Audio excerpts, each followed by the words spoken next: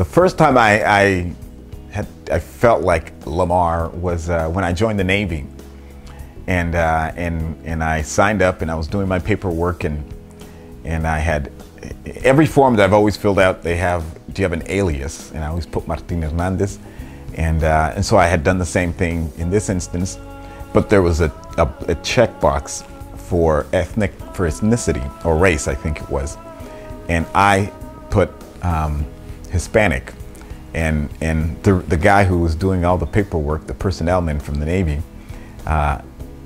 took white out, and he took Hispanic off, and he says, "No, you're African American." And I said, "No, I'm not African American. My parents are from Mexico. I'm Hispanic." And he said, "No, you're African American." And I said, "No, I'm Hispanic." And I explained to him, "Look, my alias is Martin Hernandez. My parents are from Mexico. I am not African American." He said, "You will follow orders and you will be African American." And that was the first time I became African American. But in terms of like the transition to being black, it really happened when I met my biological family, my dad, my biological sister, my biological nephew, who's also named Lamar. And again, living in Connecticut, I started seeing things that I just hadn't really, if I felt them, I probably suppressed them in the past, but I had to just deal with, because I was an adult now and I didn't have adults protecting me. So I had to deal with it by myself. And so it was in Connecticut where I kind of started to transition into being black. And I hated the name Lamar. It sounded too black, and I didn't like black people. I hated them. And just the idea of embracing that name felt like I was black, and I didn't want to be black. And so, but as I learned to embrace who I was, I started to appreciate the name Lamar, and I love the name Lamar, and because it emphatically is somewhat almost of a political statement that, yeah, I'm black and I'm proud, and I'm not ashamed of that. But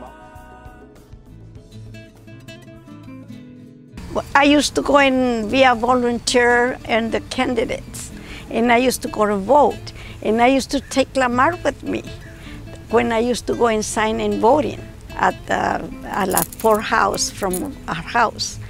And since then, since he was a little kid, he used to tell me, "You know what? I'm gonna be in politics so I can become President of the United States." I never forget that. Growing up, I would ride my bike around the neighborhood, and there were people who had decals on their windows that said no on 710, and I didn't know what that meant until probably around middle school. So through this neighbor, I started getting more involved. I'd go around knocking on doors and telling people about the 710 extension and why they should oppose it, because they were going to demolish our homes, and it wasn't right, and we need to protect our neighborhood. And then I'd go to these meetings, and some of them were in Spanish and some of them were in English, where they would try to educate the community about the 710 extension. And sometimes you'd have these Caltrans consultants. They had consultants from everywhere across California coming to try to convince the poor people in El Sereno that the 710 extension was the best thing for them.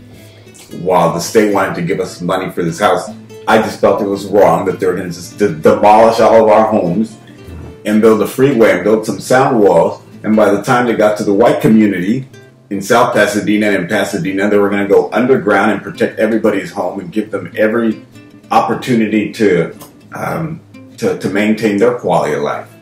But right here in the Mexican community, you were just going to ram through everyone's house and build a freeway. And so to me, that's shaped my understanding of the world, that there's just something that's not fair.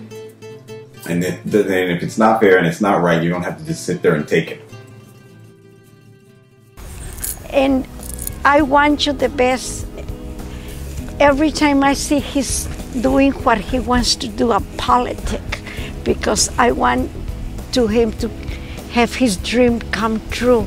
I'm running for mayor because we need strong leadership. We need people who are willing to stand up, even when it's not popular to stand up, and have the tenacity and the courage to remain steadfast on important issues. And that's why I'm running for mayor. He has the experience growing up in a Mexican household. He has that knowledge. There are differences and everyone should be treated the same. And that's how he grew up, is everyone is the same. I'm Lamar Thorpe, and I'm running to be your mayor here in Antioch.